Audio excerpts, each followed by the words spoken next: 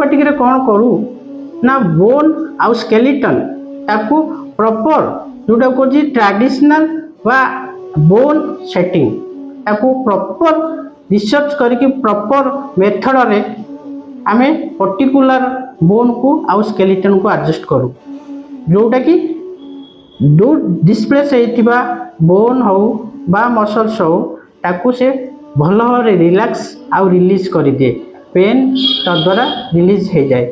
ता सहित आमर गोटे रिफ्लेक्सोलॉजी ट्रीटमेंट करा जाए जोटा कि नर्व को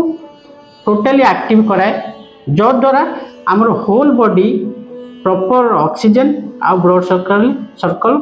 ठीक रे हे पारे जोटा कि आमर बोन किंबा स्केलेटन एडजस्ट डिस्प्लेस भितर किछि नर्व दबी जाए नर्व स्क्वीज हो जाए जद्वारा ब्लड सर्कुलेशन सेठी कि प्रॉपर आ ऑक्सीजन भी जाए नहीं सेठी हमर किछि ब्लॉकेज सिस्टम आरंभ हो जाए जद्वारा हमर से पर्टिकुलर जगह हमको पेन फील करे जोटा कि जेमती हम सर्विकल रे किछि सिस्टी C4 C5 जे सिस्टी है जाए जोटा कि हमें ता द्वारा हमें थोरासिक रे भी स्वेलिंग है थोरासिक रे भी पेन आरंभ हुए सीवियर टू सीवियर पेन आरंभ हुए जो द्वारा हमें इंजेक्शन हो बा मेडिसिन हो एते पेन सीवियर आरंभ हुए आम ताकू इंजेक्शन किंबा मेडिसिन द्वारा बा ठीक हो पारे किंतु काइरोप्रैक्टिक आउ रिफ्लेक्सोलॉजी रे दी तीनटा सेक्शन रे बहुत प्रॉपर आकार रे सेटा रिलीज हो जाए पेन तो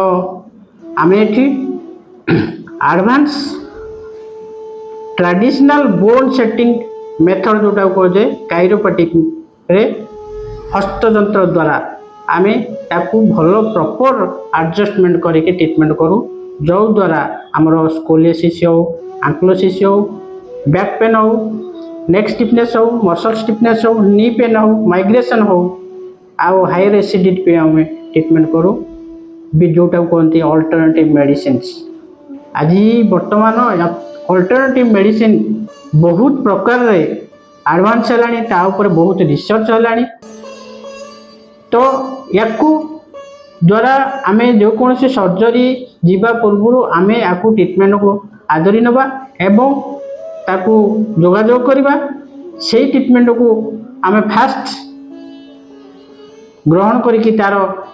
थेरापी नहीं चलवा तो निश्चित भाव एवं बहुत लोक आम पाखे भी भल होती अति सीवियर जोटा कि ऑपरेशन डॉक्टर कहते